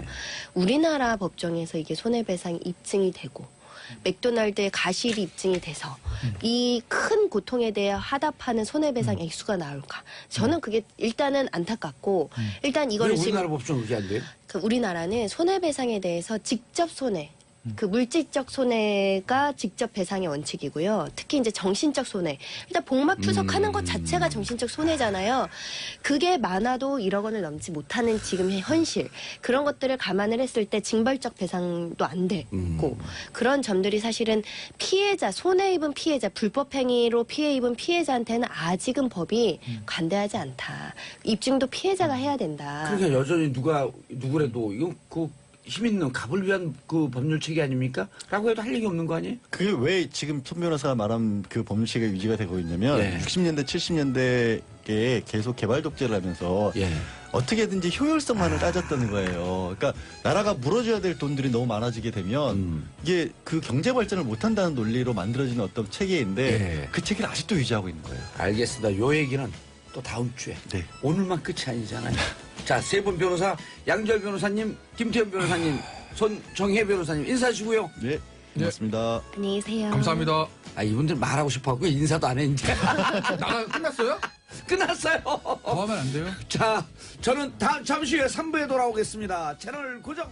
정봉재 정치쇼 3부 들어가겠습니다. 모르는 거 다 물어보세요. 정치 1도 모르는 분들을 위한 맞춤형 쪽집게 과외 선생님 SBS 원일이 선임기자 자리하셨습니다. 안녕하세요. 원일입니다.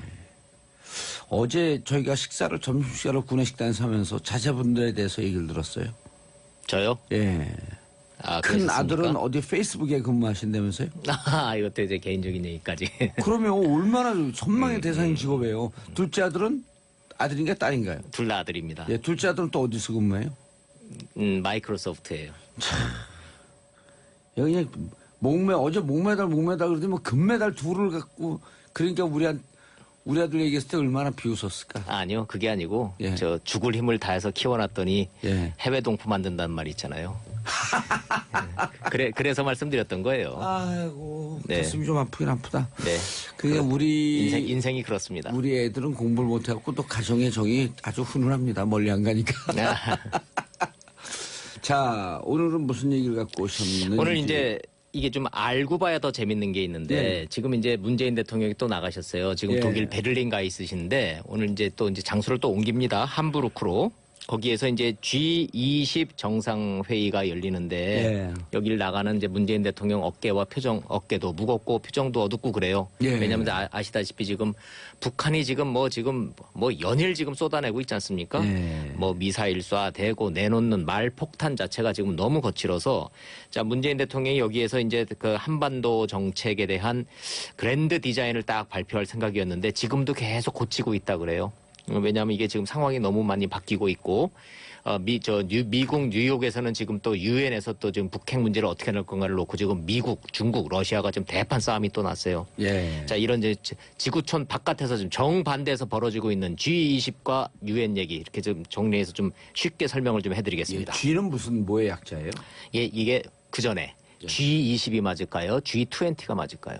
이거 가지고 기자들이 한참 논란이 많았었어요. 예, 둘 다 맞아요. 네, 둘 다 맞습니다. 예. 자, 우리끼리 얘기할 때는 G20으로 하는 게 맞고요. 예. 그래서 우리 기사도 G20으로 씁니다. 근데 뒤에 풀 네임으로 갈 때는 G20 서미트라 그래서 이 영어로 할 때는 G20로 할 수밖에 없어요. 예. 근데 그 앞에 G는 그룹이란 뜻이에요. 뭐 큰 게 아닙니다. 20개 정상 그룹? 네. 아하. 서비스 정상이라는 뜻이고요. 네, 그렇습니다. 여기서 이제 돌발 상식 퀴즈 또 이제 하나 가겠습니다. 이게 이제 어원이요. G7, G8이 그렇게 나갔었잖아요. G20로 지금 바뀐 거예요. 오호. 그래서 이게 그런 질문을 의외로 많이 받아요. G7이 이제 뭐냐고. 근데 원래 G7이라는 말의 은어는 공직 사회에서 알짜배기 왜 노른자리 자위 있잖아요. 예. 좋은 자리, 음. 출세가 보장된 자리, 아하. 꿀과 젖이 흐르는 땅. 정치쇼의 MC 앵커 이런 거. 그렇죠. 이런 예. 거. 정봉주. 그러니까 이게 지금 이제 청취율 조사할 때 SBS를 맞춰야 되고 진행자 정봉주를 정봉주를 알아야 되고 그다음에 프로그램 이름이 뭡니까 그랬을 때 정치쇼 딱 나와야 이게 예. 프로그램 청취율 조사에 이게 딱 카운팅이 되기 때문에 그래서 이게 G7 아주 그렇죠. 노른자 알짜. 이게 이제 노른자이가 되는데 그래서 이제 그 세 가지가 G3가 아니고 예. G3, G4는 없어요. 예. 이제 G7에서 시작이 된 건데 어느 나라인지 잘 기억나세요? 기본적으로 굳은자 나라 다섯 개 나라는 굳은자예요. 예, 미국, 영국, 일본, 예, 미영, 푸독, 일.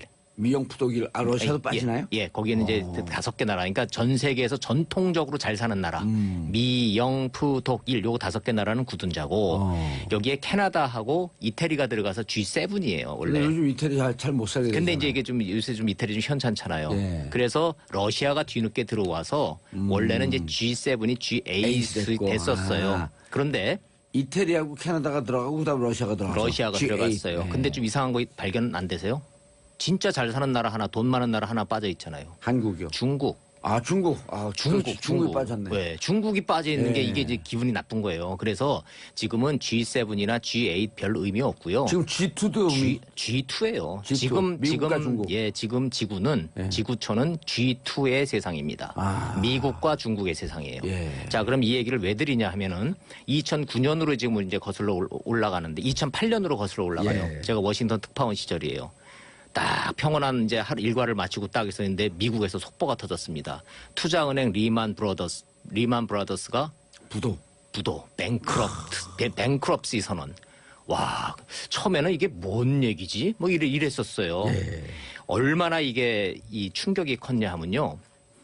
미국의 집값이 반토막이 나고요. 예. 시티은행이 페니주가 됐어요. 페니. 1달러 밑으로 주가가 떨어지면서 몇 센트면 한 주를 살 수 있을 정도로 말 그대로 폭망을 했습니다. 그때 사놨어야 샀었어야 되는데. 되는 거야. 이게 그때 사놨으면 1000배 뛰는 건데. 그러니까요. 근데요, 그게 농담이 아니라 실제로 옆에서 보니까 샀었어요. 산 사람들이 있어요. 왜냐하면 미국의 나스닥이나 이 미국의 주가는 예. 내국인이든 외국인이든 상관없어요. 가서 계좌 개설하고 돈만 주면 얼마든지 사는 거예요. 그러니까 그때 시티은행이라든지 이 BOA 주식 이런 거 1달러 밑으로 떨어진 거 좀 샀으면 정말 큰 돈 벌 뻔했어요. 많은 사람들이 또 그런 걸 옆에서 봤었는데. 근데 그게 그래서 이제 이 오바마 대통령이 그때 안 되겠다. 이게 미국이 좀 말 그대로 폭망한 거잖아요, 그때. 그래서 만들어낸 게 G20 정상회의를 만들자 해서 이 G8 전통적인 잘 사는 나라에다가 중국, 한국, 뭐 인도, 호주 뭐 쫙 다 해서 막 하다못해 저기 터키하고 남아공하고 사우디까지 다 끌어들여가지고 G20 정상회의를 그때 만든 거예요. 딱 20개 국가예요? 예, 아니요. 정확하게 19개 국가에다가 예. EU 집행위회가 들어가요. 아, 19개 국가에 예, EU 집행위원회. EU가 들어가요. 예. 19개 국가의 맨 마지막 나라가 터키예요. 터키까지 뭐 그렇게 잘 사는 나라도 아닌데 들어간 거 보면은 예. 어찌됐든 전 세계 160국가에서 잘 사는 나라 상위 19개 국가가 모여서 이제 G20을 만들었는데 돌발 질문해도 돼요? 원고에 없는 거? 한번 해보세요. 이 G20과 네. OECD 국가의 차이. 모르겠습니다. 뭘까요? OECD는 이제 예. 말 그대로 이제 경제적인 집계인 예. 거고. 예, OECD는 경제 수준으로만 따진 거예요? 네. G20은 G20은 뭐 여러 가지 국가의 위상이라든지 뭐 경제력, 군사력, 지도력, 정치적 관계. 뭐 이런 게 다 된 거죠. 돌발 질문 괜찮았죠? 좋았습니다. 예, 예. 좋았습니다. 아주.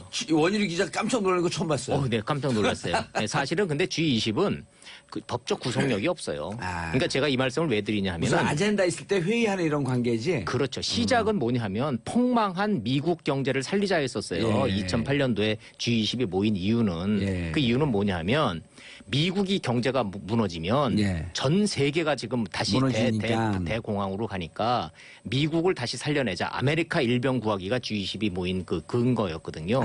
그런데요. 재밌는 거는 예. 제가 그때 현장에서 지켜봐서 제가 느낀 건데 19개 국가 다 모여봐야 소용없더라고요. 딱 한 나라 때문에 모인 거예요. 중국이 그때 가지고 있던 미 달러가 2조 달러의 잉여금을 갖고 있었어요. 미국 입장에서는 중국한테 이 돈 좀 빌려줘였었어요. 한마디로.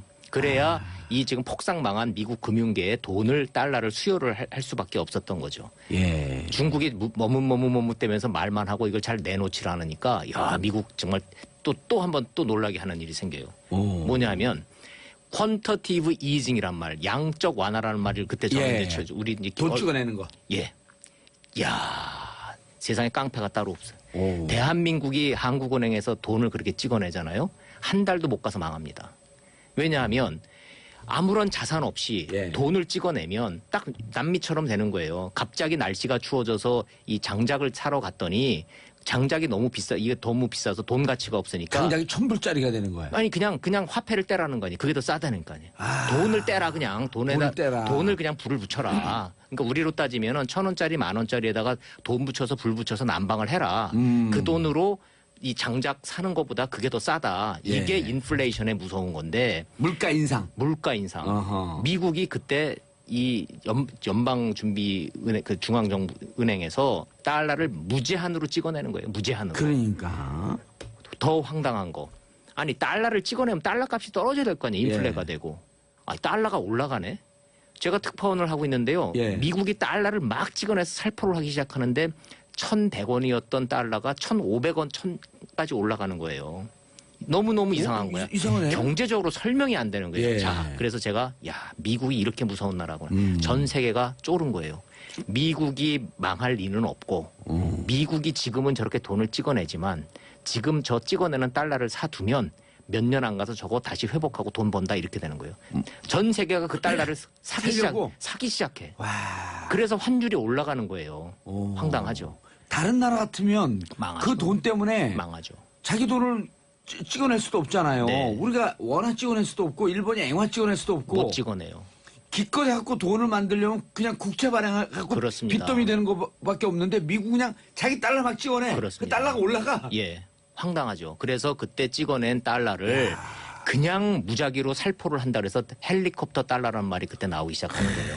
그때 발행된 예. 달러가 어마어마했습니다. 예, 알겠습니다. 자, 이 G20 경제 얘기만 하는 게 아니죠. 이번 주요 의제는 ICBM, 그렇습니다. 북한의 예. 미사일. 예. 이게 탑 아젠다 아니에요. 예, 그래서 10년 전에는 이렇게 미국의 달러 문제, 돈 문제, 경제 문제를 해결하기 위해서 만났던 G20이 예. 슬금슬금 미국이 경제가 안정되고 이제 미국 경제가 회복이 되면서 지금 이번 2017년에 넘버원 의제는 북한 문제가 돼버렸어요. 그래서 이제 문재인 대통령이 여기에 가서도 제재와 대화를 병행한다라는 우리의 기조에 대해서 지금 설명을 할 생각으로 좀 가셨는데 예. 지금 아시다시피 이제 북한이 지금 계속 말폭탄을 지금 하고 있잖아요. 아, 그러니까 미국한테 이 기분 나쁜 선물 보따리를 크고 작은 거를 지금 앞으로 계속 던지겠다는 거 아니에요? 예. 지금 그래서 지금 아, 이것도 이렇게 얘기해요. 깜짝 놀랐을 것이다. 그러니까 같은 말을 해도 어쩌면 저렇게 하는데 저렇게 험하게 하는지 참 이해가 안 되는데 이제 분명해진 거는 있어요. 김정은은 아버지 김정일과 다르다. 우리는 대화를 촉구하고 있지만 북한의 김정은이의 생각은 명확하다. 한국 상대하지 않겠다. 미국 나와라예요. 더 긴장을 고조시키고 더 판을 키워서 핵 보유국 ICBM 보유국의 지위를 확보한 뒤에 미국과 직접 대화를 통해서 체제 안전을 보장받겠다. 이 기조에서는 절대 변하지 않겠다라는 원칙을 명확하게 밝힌 거예요.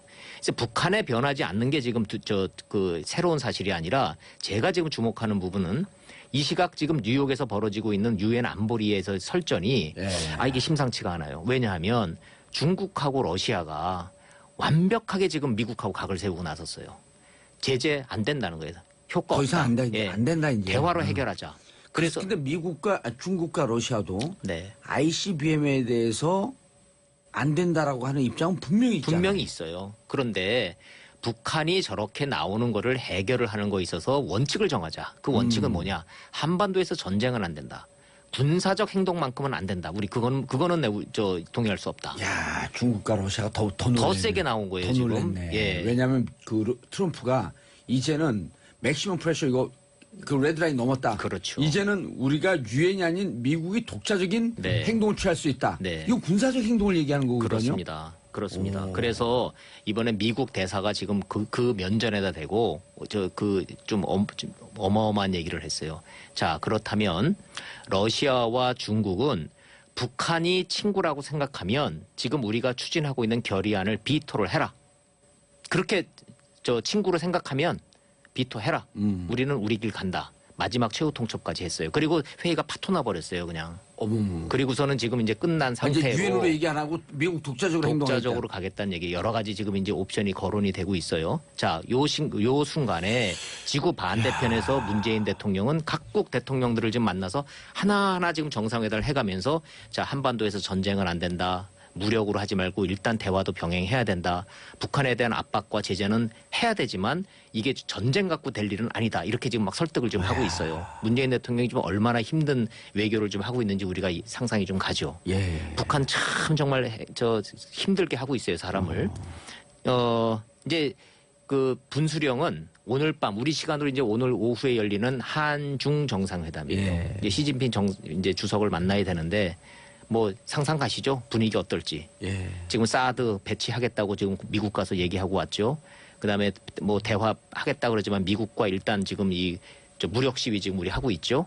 시진핑 주석이 곱게 나올 리가 없지 않습니까? 만나자마자 사드 빼라. 사드 때문에 이게 더 악화됐다. 그럴 가능성이 이러고 나올 그렇습니다. 텐데. 네. 그래서 지금 이제 이 문재인 사드 대통령이 배치는 내정 간섭이니까 하지 말래. 우리들로 얘기하지 말래매. 그럼 니네 북한 ICBM 문제 어떻게 할 건데? 조금 더 큰 그림으로 압박하고 올 것 같아요. 그게 뭐냐면 쌍괴 병행이라는 걸 지금 예. 주장하고 있어요. 중국은 그렇죠. 쌍괴 병행, 북핵 폐기와 평화협정의 동시 체결. 그렇죠. 근데 그 평화협정이 남북한 평화협정이 아니고 북미 간 평화협정 체결이에요. 그거를 동시에 추진하자는 거거든요. 전제 조건이 또 하나 있잖아요. 한미 군사 훈련을 중단하라는 거잖아요. 예. 미국이 받아들일 수 없는 카드예요. 지금 저 트럼프 대통령은 지금 전술핵 지금 재배치 문제까지도 지금 예. 옵션 중으로 좀 만지작거리고 있거든요. 근데 이제 중국에서는 군사훈련의 중단, 네. 북한의 핵 폐기예요 아니면 동결이에요? 지금 폐기죠. 폐기. 예. 그런데 지금 이제 우리 이제 문재인 대통령이 제시하고 있는 거는 일단 동결해라. 일단 중단하고 대화의 그다음에 입구다, 그게. 대화를 시작을 해서 행동 대 행동으로 거기에 적절한 보상을 해주고 마지막으로 폐기를 우리가 논의를 하자. 예. 이제 이 구상을 지금 가지고 가는 건데 우리가 이제 운전대는 잡았잖아요. 트럼프 대통령 조수석에 지금 앉아서 지금 승질 내고 있죠. 예. 운전대를 딱 잡았는데 앞에서 같이 태우고 가야 되는 지금 북한은 여기서 지금 확 그냥 이 폭탄을 쏴질 일어났죠. 예. 이게 지금 이러지도 못하고 저러지도 못하고 지금 우리가 갈 길이 많은데 자, 너무 이렇게 저 비관만 할 것이 아니라 역사가 이게 직진만 하는 건 아니거든요. 역사라는 거는 옆으로도 갔다 뒤로도 갔다 막 덜커덩거리기도 하고 걸림돌도 있고 그러는 거니까 우리 국민 모두가 예. 자, 이거 하나만큼은 우리가 이제 명확하게 하고 가자. 이거 미국에다 대고도 그렇고 중국에도 가도 되고 한반도에서 전쟁을 통해서라도 북핵 문제를 우리가 해결할 것이냐. 여기에 대한 정답은 우리는 갖고 있잖아요. 예. 어떤 경우가 됐든 한반도에서 전쟁을 우리가 동의할 수 있습니까? 몰락이죠. 아, 그건 아니고.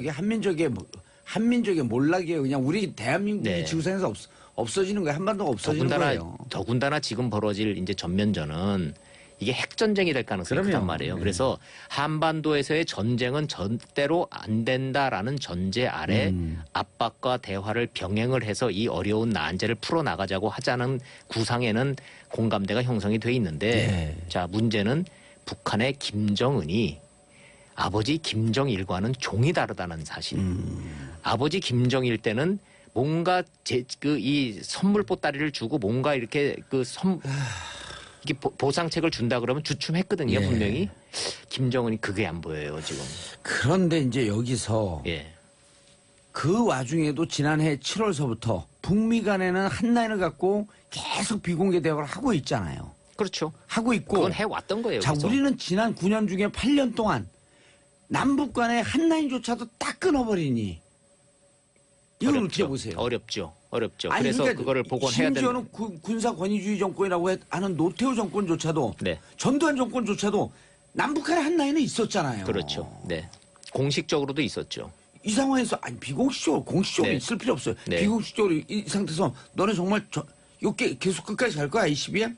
네. 아니 우리 자위 수단이고 북한 미국에서 대화 나오면 요 정도 선에서 타협하겠다. 이런 등등의 대화가 오가야 되는 거거든요. 제가 이제 이 북한 문제를 지금 20년 넘게 취재를 해온 입장에서 그 책임론에 대해서 먼저 얘기를 한다 그러면 그건 우리 정부의 입장보다는 북한이 우리 정부를 인정하지 않는 이유가 딱 하나가 있어요. 그거 뭔지 아세요? 정권이 5년마다 바뀔 때마다 대북 정책이 바뀌기 때문에 그런 거예요. 기조가 바뀌니까 대화의 상대가 안 되는 거예요, 지금. 맞아요. 그래서 한 라인이 있고 네. 없고가 중요한 게 아니라 대북 정책은 정권이 바뀌더라도 원칙이 바뀌면 안 되는 거예요. 맞습니다. 북한의 대남 라인은 30년, 40년 네. 동안 계속 같은 사람이 하잖아요. 그렇죠. 그래서 결국은 인내를 갖고 이제 가야 되는데, 자, 이게 이제 우리 국내에서만 문제가 될 것이 아니라 예. 남북만 지금 얘기를 해서 되는 게 아니라 이게 국제 문제이기 때문에. 이제 전 세계 문제가 됐어요. 그럼요. G20 가서 이제 이런 공감대를 이제 다른 나라들 공감대를 이끌어내야 돼요. 예. 중국도 설득해야 되고 지금 러시아도 설득을 좀 해야 되는데 매우 복잡하죠. 알겠습니다. 네. 자, G20, G20 열리면 꼭 따라 흘리는 반대 시위. 반대 시위 주제는 뭔가요? 중구난방입니다, 한마디로. 자, 제가 그래서 쭉 정리를 좀 해봤어요. 반대 시위의 주제가 너무 다양해요? 네, 그건 2008년도 워싱턴부터요. 예. 2010년도에 한국에서 서울에서 열렸거든요. 예. 그때도 그랬고 지금 이제 함부르크도 마찬가지인데. 삼성도에서 열렸잖아요. 네네. 난민, 기후, 인종, 환경, 불평등. 왜냐하면 이렇게 전 세계 주요한 나라 20개국의 정상들이 한 자리에 모이는 경우 이런 좋은 찬스가 없잖아요. 모든 사람들이 그 앞에 가서 피켓팅하고 시위하고 싶은 거예요. 이 문제에 귀를 기울여라. 전 세계 정상들은 이 문제에 집중해달라. 그게 보면은 이제 난민, 여성, 기후, 인종, 환경. 예. 지금은 이제 불평등, 소득 불평등 문제 이것까지 그렇죠. 지금 나오고 소득 있죠. 불평등 문제까지. 그래서 지금 함부르크도 지금 난리예요. 각 나라에서 몰려든 시위대 때문에 매우 시끄럽습니다. 자, G20 주요 의제 북한 외에는 또 뭐가 있죠? 북한 지금 ICBM 글로벌 문제. 경제죠. 글로벌 경제. 지금 미국이 지금 살아나고 있거든요. 예. 전체적으로 조금씩 살아나지 않나요, 이제? 그럼요. 예, 뭐 살아나고 있는데 지금 브렉시트 이후에 지금 유럽이 지금 흔들리고 있기 때문에 예. 글로벌 경제 성장, 그다음에 이 자유무역 확대 이 문제가 지금 이제 문재인 대통령이 제시할 그걸 이제 선도 발언이라 그래. 옛날엔 기조연설이라 그랬는데 지금은 용어가 선도 발언으로 좀 바뀌었어요. 선도 먼저 발언. 나서서 이제 발언을 하는 거예요. 이제 우리 문재인 대통령이. 예. 근데 아시다시피 트럼프 대통령이 기후 협약에 탈퇴를 해버렸잖아요. 아하. 그다음에 아메리카 퍼스트. 예. 보호무역 예. 이게 미국이 거꾸로 가고 있단 말이에요. 예. 그래서 지금 트럼프 대 반 트럼프 전선으로 지금 싸울 가능성이 또 커요. G20에서 예, 그러니까 이쪽에서는 친구지만 또 그 문제에 있어서는 또 적이에요. 또 친구가 됐다, 적이 됐다. 지금 반 트럼프 우리가 트럼프 라인에는 누가 있어요? 트럼프 말고 또. 없죠, 혼자죠. 트럼프 혼자죠 지금. 트럼프 왜냐하면 왕따 라인이네. 그럼요. 기후 협약이라는 게 얼마나 어렵게 그게 만들어진 건데 그걸 자기 입맛에 맞지 않는다고 하루 아침에 탈퇴를 해버려요. 누군가 SNS 그렇게 썼더라고요. 트럼프가 기후협약을 탈퇴하는 순간 앞으로 100년 내에 지구는 화성이 될 것이다. 뭐 그럴 수도 있고 트럼프는 네. 지금 그거 자체가 지금 기후 온난화 자체가 사기라고 주장을 하고 있기 때문에 트럼프하고 반 트럼프가 되면 우리는 그럼 스탠스가 좀 애매하잖아요. 예. 안보 문제에 대해서는 한미 동맹 쪽으로 가서 붙는 거고 예. 기후 기후 협약이라든지 대해서는- 보호무역이라든지 자유무역 무역 얘기가 나오면 우린 반 트럼프 쪽에 가서 붙는 거고 이렇게 지금 굉장히 복잡한 이 방정식이 예. 동시다발로 이루어지고 있는 거죠. 누가 그러던데 FTA가 네. Free Trade Agreement 자유무역 협정인데 네. 트럼프는 달리 해석한다. Fair Trade Agreement. 이번에 그 정상회담 공동선언문이 7시간 늦게 나온 게 예. 프리자 하나 빼려고 프리자 하는 하나, 예. 트럼프는 프리라는 단어를 그렇게 싫어한대잖아요 예. 지금. 프리 트레이드 싫다는 거 아니에요 지금. Free and Fair Trade 해야 그렇죠. 되는데 Free를 빼고 예, Fair 그냥 페어 Trade. 트레이드로 가자. 그래서 제협상 지금 막 기정사실을 하고 그러는데 예. 뭐 안보 문제에 대해서는 이제 한미 동맹이 필수적이니까 어쩔 수 없는 거고 무역 문제에 대해서는 지금 또 양보할 수 없는 부분이 있으니까 각계 사안별로 선명하게 잘 대처를 해야죠. 예, 우리 이렇게 진중한 얘기 하다 보면 사람들이 정치쇼 참 재미도 있고 그런데 오늘 진중해갖고 조금 졸 수 좀 있을 졸린가요? 때 세계 정상들이 다 모이니 전 세계도 다 모였어요. 그렇습니다. 전 세계 경연장. 그렇죠. 거기 가면 국력 차이도 많이 나요. 예. 전 세계는 총 몇 대가 모였을까요? 지금 돌발 질문. 19대 모였죠. 19대. 어떻게 하셨어요? 전용기들은 다 가는 거예요. 그리고. EU에서는 기차 타고 왔으니까. EU는 따로 전용기가 없어요. 왜냐하면 거긴 국가가 아니기 때문에. 그렇죠. 네. 19개 전용기. 네, 맞습니다. 어느 나라께 제일 화려해요? 물론 아메리카죠. 아. 미국은 전용기가 한 번 말씀드렸는데 6대가 있다? 6대 갖고 있는데 보통 2대씩 돌아가면서 운행되거든요. 예. 이 기본적으로 미국 정상이 뜨면은 예. 이 사절단하고 경호 인력 자체가 다른 나라 다 합친 것만큼 하고 돼요. 18개가 다 합친 만큼 된다고요? 네, 네. 저 호텔 예약할 때 우리나라 왔을 때 보면요. 네. 호텔 2개를 그 전문 용어로 뭐라 그럽니까? 한꺼번에 전부 다 싹쓸이 예약하는 아도 거. 친다는 거? 그건 방송 용어는 아니지만 제가 말씀드린 게 아니니까. 예. 그래서 호텔 2개를 미국이 아예 그냥 통으로 다 임대를 해버려요. 원샷 렌트. 예, 그것도 길게 해버려요. 오. 그만큼 지금 미국은 경호라든지 물고 다니는 게 어마어마한데 예. 그걸 능가하려고 하는 나라가 있어요. 중국.